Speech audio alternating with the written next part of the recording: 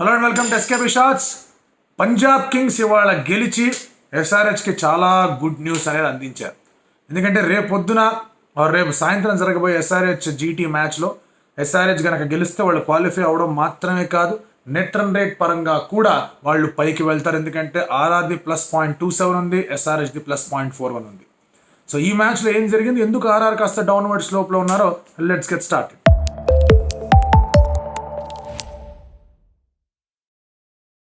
బార్సబారా స్టేడియంలో ఈ మ్యాచ్ జరిగింది గౌహతిలో. అండ్ మనం పొద్దునే మాట్లాడుకున్నాం ఎందుకు గౌహతిని హోమ్ గ్రౌండ్కి ఎంచుకున్నారని చెప్పి.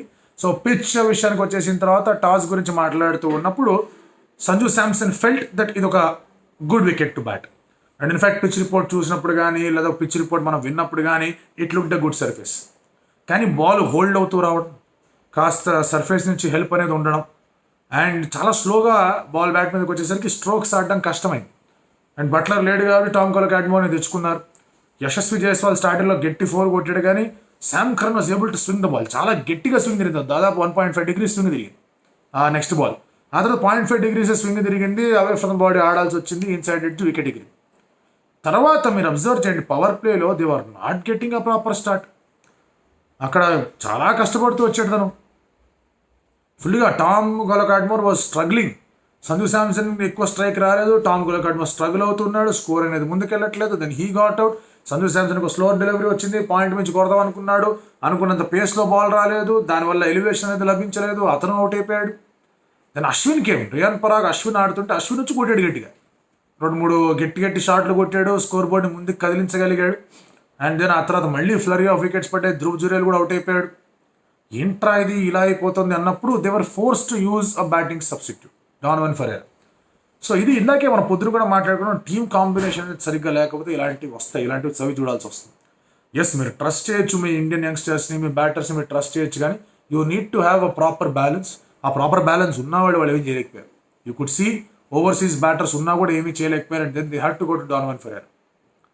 అండ్ మీరు పవర్ ప్లేలో ఒక స్ట్రాంగ్ స్టార్ట్ కావాలి, ఎందుకంటే హార్డ్గా ఉన్నప్పుడే ball was coming on to the bat, అప్పుడే ఆడాలి. ఇప్పుడు అన్ఫార్చునేట్లీ ఏమైందంటే 2 సార్లు కూడా అటు వాళ్ళ బ్యాటింగ్లో కానివ్వండి వీళ్ళ బ్యాటింగ్లో కానివ్వండి బాల్ స్వింగ్ అయినప్పుడు ఇబ్బంది అయిపోయింది. సో దాంతో పవర్ ప్లేలో మ్యాక్సిమైజ్ చేసుకోలేకపోయారు. అండ్ రియాన్ పరాగ్ మళ్ళీ పోరాటం చేశాడు, మంచి క్యాచ్ వల్ల, రైలీ రుసో క్యాచ్ వల్ల అతను అవుట్ అయిపోయాడు. హర్షల్ పటేల్ లాస్ట్లో బాగా బౌలింగ్ చేయడం వల్ల అక్కడ స్కోర్ అనేది తక్కువగా వచ్చింది. అండ్ దాంతో రియాన్ పరాగ్ ఒంటరి పోరాటం వల్ల స్కోర్ అనేది 144 దాకా చేరింది. But 144 was not going to be enough.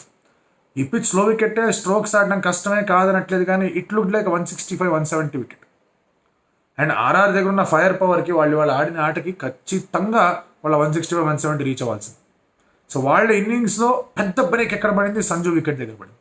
Sanju out అవ్వకుండా ఉంటే సంజు అండ్ పరాగ్ ఆ పార్ట్నర్షిప్ వస్తాయి. ఎందుకంటే సరే మీ దగ్గర రాహుల్ చార్ బాగా వేసాడు, నో డౌట్, సప్రీత్ బ్రార్ బాగా వేసాడు, నో డౌట్, హర్షల్ పటేల్ బాగా వేసాడు, Sam Curran himself bowled well, అందరూ మంచి కాంట్రిబ్యూషన్స్ అనేవి అందించాడు, కాదనట్లేదు, there is no denying it. Ellis కూడా వచ్చాడు, బాగా వేసాడు, నథింగ్ టు డినై. కానీ సంజు అండ్ పరాగ్ ఉంటే things would have been different. And wicket because it was not that great to bat, Riyan Parag దగ్గర నుంచి అంత పెద్ద స్కోర్ రాదు. అది మామూలుగా మంచి వికెట్ ఉంటుంటే, సవాయ్ మాన్సింగ్ లాంటి వికెట్ ఉంటుంటే కనుక ఈవెన్ ఇలాంటి సిచ్యువేషన్లో వచ్చిన ఢిల్లీ క్యాపిటల్స్ అగైన్స్ట్గా జరిగిన మ్యాచ్లో అతను ఎలా ఆడాడో అలాగే ఆడేవాడు. అండ్ లాస్ట్లో ఆ 1 ఓవర్లో ఇన్ఫ్యాక్ట్ ఇంకొక 15 రన్లు ఎక్స్ట్రా కొట్టే అవకాశం ఉండేది. రియాన్ పరాగ్ ఉంటే స్లో లూప్కి ఫుల్ టాస్ బాల్ కిందకి దిగిలింది, ప్లమ్ ఇన్ ఫ్రంట్ అవుట్ అయిపోయాడు. So Punjab Kings did really well, బాగా బౌలింగ్ చేశారు. అండ్ బ్యాటింగ్ వచ్చేటప్పుడు థింగ్స్ చేంజ్, మొత్తం అంతా మారిపోయింది. 145 కదా కొట్టాలి అనుకున్నారు, ప్రభసిమరన్ సింగ్ ఫస్ట్ ఓవర్లో అవుట్ అయ్యాడు బోల్ట్కి. తర్వాత ఆవేష్ ఖాన్ వచ్చి వికెట్లు తీసాడు, ఒకే ఓవర్లో 2 వికెట్లు తీసాడు, టాటా బాయ్ బాయ్ అన్నాడు. ఆడ బేర్స్టో వాజ్ స్ట్రగ్లింగ్, బేర్స్టో నుంచి రన్ రావట్లా. ఇంగ్లాండ్ బ్యాటర్స్కి ఏమైందో, మొన్నటి మ్యాచ్లో బట్లర్కి రన్ రాలేదు, వాళ్ళ మ్యాచ్లో అటు ఇక్కడ టామ్ కాట్మోర్కి రన్స్ రాలేదు, బేర్స్టోకి రన్స్ రాలేదు. Struggling left right centre. Bairstow wicket పడితే అమ్మ పడిపోయాడు అనుకున్నారు. సో దే వర్ 4 డౌన్, 45 కూడా లేదు స్కోర్, 4 డౌన్. కానీ ఆ తర్వాత మీరు ఇప్పుడు అబ్జర్వ్ చేయండి, 8 ఓవర్స్ అయిపోయిన తర్వాత లాస్ట్ బాల్ 8th ఓవర్లో 4th వికెట్ అనేది పడింది. ఆ తర్వాత మళ్ళీ 16 ఓవర్లు దాకా ఆ 8 overs they went at 8 runs per over. అది మాత్రం చాలా జాగ్రత్తగా వాళ్ళు ప్రిజర్వ్ చేసుకున్నారు. సో ఇప్పుడు మీ స్కోర్ అనేది మీరు కొట్టాల్సింది ఈజ్ ఓన్లీ 7.7 runs, 7.7 కూడా 7.3 runs, 7.3 7.25 runs కొట్టాలి. అలాంటిది మిడిల్ ఓవర్స్లో 8 runs కొట్టగలిగారు. అండ్ బెస్ట్ పార్ట్ ఏంటంటే they did not lose wicket. Jitesh 20 balls 22 కొట్టుండొచ్చు కాక, బట్ ఆ 22 వాజ్ అ వెరీ వాల్యుయబుల్ 22. అతను మ్యాచ్ ఫినిష్ చేస్తుంటే అతని కాన్ఫిడెన్స్ కూడా చాలా స్ట్రాంగ్గా హైగా ఉండేది. Unfortunately was not able to finish the match today. And అతనికి ఒక రకంగా చెప్పాలంటే ఇట్స్ హారిబుల్ సీజన్ ఫర్ ఇంపామ్. ప్రతి ప్లేయర్కి ఇలాంటి ఒక డౌన్ సీజన్ అనేది కనిపిస్తూ ఉంటుంది. బట్ జితేష్కి ఏంటంటే was getting picked for India. కొన్ని మ్యాచ్లు ఆడాడు, అవకాశాలు ఇవ్వాలి, మిడిల్ ఆర్డర్లో ఆడే కీపర్, మంచి ఫ్యూచర్ ఉంది, అది ఇది అనుకున్నారు కానీ అది ఇబ్బంది అయిపోయింది దానికి. బట్ ఆ పార్ట్నర్షిప్ వాజ్ వెరీ ఇంపార్టెంట్. ఎందుకంటే Sam Curran was hitting Ashwin, Sam Curran was hitting Chahal. ఒక స్వీప్ షాట్ కొట్టాడు, అది బాల్ మిస్ అంటే కనుక స్టంప్ ఎగిరేది కాదనట్లేదు చహల్ని. బట్ ఈ ప్లేడ్ వెల్. అశ్విన్ కూడా చాలా బాగా ఆడాడు. అండ్ శామ్ కరణ్ టాస్లోనే చెప్పాడు, ఇక మా దగ్గర నుంచి ఎక్స్పెక్ట్ చేసేది ఏంటంటే మంచి క్రికెట్ ఆడడం. ఈ గాట్ ఫ్యూ క్లోజ్ మ్యాచెస్ మేము ఫినిష్ చేయలేకపోయాం, బట్ లాస్ట్ 2 మ్యాచ్లో మేము ఫినిష్ చేసి వెళ్తే కనుక at least will do some justice to the team అని చెప్పేసి మాట్లాడాడు. He lead well. బ్యాటింగ్తో కూడా బాగా చేశాడు. ఆ పార్ట్నర్షిప్ అనేది బాగా వర్కౌట్ అయింది. అతను అవుట్ అయిన తర్వాత కూడా కాస్త ఏదన్నా జరుగుతుందా, కొంచెం తేడా కనిపిస్తుందా అని డౌట్లు వచ్చాయి. ఎందుకంటే మళ్ళీ ఇదేంటి హర్ప్రీత్ బ్రార్ అంటున్నాడు, రాహుల్ చార్ అంటున్నాడు, హర్షల్ పటేల్ అంటున్నారు, ఏంటి నా స్మాష్ బ్రో ఉన్నాడు కదా, ఒక స్మాష్ బ్రో ఏం స్కోర్ చేయాలి, ఇంకో స్మాష్ బ్రో వచ్చి 2 వేసాడు. అండ్ లాస్ట్ ఓవర్ అంటే మ్యాచ్ లాస్ట్ ఓవర్లో ఆవేష్ ఖాన్ కొట్టేశారు. ఆవేష్ ఖాన్ ఒక అద్భుతమైన ఫస్ట్ ఓవర్ వేశాడు. సెకండ్ ఓవర్లో 3 రన్లు మాత్రమే ఇచ్చాడు. 2 ఓవర్స్ తర్వాత అతని ఫిగర్స్ వర్ 5 runs 2 wickets.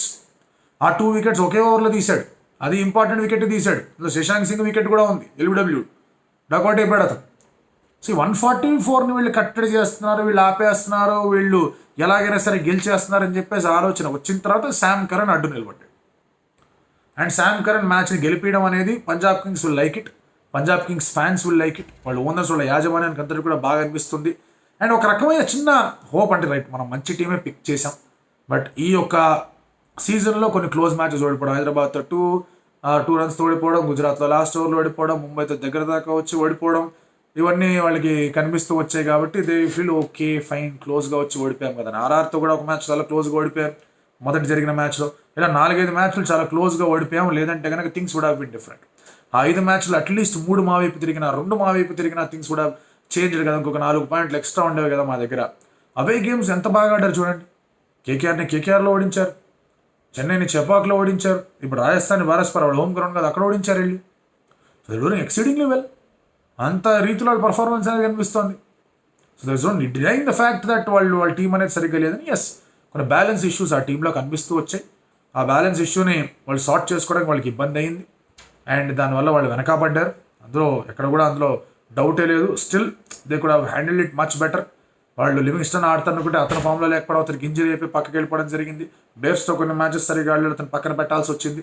సికందర్ అజాన్ పూర్తి స్థాయిలో యూటిలైజ్ చేసుకోలేకపోవడం జరిగింది. రబాడా ఫెలిల్ తర్వాత మీరు బౌలర్స్ ఎవరు యూటిలైజ్ చేసుకోవాలి అర్థం కాలేదు. రాహుల్ చార్ స్టార్టింగ్లో కొంచెం స్లోగా స్టార్ట్ అయ్యాడు. వాళ్ళకి ఇష్యూస్ చాలా ఉన్నా, బట్ సమ్హౌ ఈ ఎండ్ సీజన్కి వచ్చేసరికి వాళ్ళందరూ కూడా వాళ్ళ పిక్స్ని జస్టిఫై చేసుకునే ప్రయత్నం చేయడం బాగుంది. జస్టిఫై చేశారా లేదా అని వదిలేయడం, అది యాజమాన్యం అండ్ అక్కడ సెలెక్ట్ చేసిన వాళ్ళు కోచ్ వాళ్ళ మైండ్స్లో ఉంటుంది ఏం జరిగిందని. మనం మాట్లాడడానికి ఏముండదు, కానీ at least the attempt is being made, అది బాగా జరిగింది. ఇప్పుడు ఈ విజయం ఇంపాక్ట్ పాయింట్స్ టేబుల్ మీద ఎలా ఉంటుంది? ఆర్ఆర్ 16 దగ్గర ఉంది, so they can maximum go to 18, which means Kolkata Knight Riders are toppers of the table. ఇదే ఫుట్బాల్ ప్రీమియర్ లీగ్ ఐఎస్ఎల్ అంటే కనుక టాపర్స్కి ఇచ్చేవాళ్ళు ట్రాఫీ. ఐఎస్ఎల్ ఆఫ్ కోర్స్ ఆ తర్వాత నాకౌట్స్ కూడా ఉండేవి, కానీ మామూలుగా లీగ్స్ చూసుకుంటే కనుక టాపర్ ఆఫ్ ద టేబుల్కి ట్రాఫీ ఇచ్చేసేవాళ్ళు.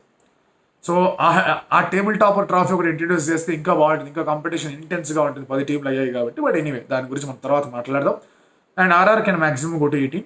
బట్ ఇప్పుడు ఈ మ్యాచ్ ఇంపాక్ట్ అనేది ఎస్ఆర్హెచ్ మీద చాలా గట్టిగా కనిపిస్తుంది. SRH can also get to 18. And video స్టార్టింగ్లో చెప్పినట్టు వాళ్ళ నెట్ రన్ రేట్ 0.41 ఉంది.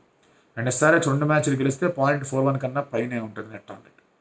అండ్ దాంతోపాటు 2 మ్యాచ్లు కూడా ఆర్ఆర్ లాస్ట్ మ్యాచ్ ముందు ఉన్నాయి. సో ఎంత పైకి తీసుకెళ్తే ఆర్ఆర్కి అంత మార్జిన్తో కొట్టాల్సి వస్తుంది కేకేఆర్. సో అది కొట్టగలరా చేయగలరా అనేది అక్కడ ఇంకొక ఇంపాక్ట్ఫుల్ మ్యాచ్ అనేది ఆ సండే లాస్ట్ రోజున చాలా అద్భుతమైన రీతిలో తయారవుతుంది. ఆల్దో సాటర్డే సిఎస్కే ఆర్సీబీ మనం మాట్లాడుకుంటున్నాం, ఇట్స్ నాకౌట్. సండే కూడా ఎవరు టాప్లో ఉండబోతున్నారు, ఎవరు ఎలిమినేటర్ ఆడబోతున్నారు అని కూడా అనిపిస్తుంది. నా సిఎస్కే విల్ ఫీల్, ఒకవేళ కేకేఆర్ ఆర్ఆర్ని ఓడించింది అంటే వాళ్ళు ఆర్ఆర్ కన్నా పైకి వెళ్ళచ్చు. If SRH at least drops 1 game, వాళ్ళు ఎస్ఆర్హెచ్ కన్నా పైన ఉండొచ్చు. They also can finish second అనే థాట్ వాళ్ళకు కూడా వచ్చింది. సో ఈ మ్యాచ్ అనేది ఎస్ఆర్హెచ్కి భారీగా హోప్ని కానివ్వండి, హెల్ప్ని కానీ చేసిన సిఎస్కే కూడా ఒక అవుట్ సైడ్ హెల్ప్ అనేది ఇచ్చింది. అందుకే స్టాటిస్టిక్స్, నెట్ రన్ రేట్ ఇవన్నీ కూడా చాలా ఇంపార్టెంట్గా మారుతూ ఉంటాయి. అలాంటి మ్యాథ్స్ ప్రముఖులకు అందరికీ కూడా ఇలాంటి క్యాలిక్యులేషన్స్ బాగా ఇష్టంగా అనిపిస్తూ ఉంటుంది. బట్ ఎనీవే ఇవాళ Sam Curran led from the front and rightly so. Starting wicket తీయడం, తర్వాత చేజ్ యాంకర్ చేసి ఫినిష్ చేయడం, absolutely very good display Punjab Kings దగ్గర నుంచి. మరి మీరేమనుకుంటున్నారో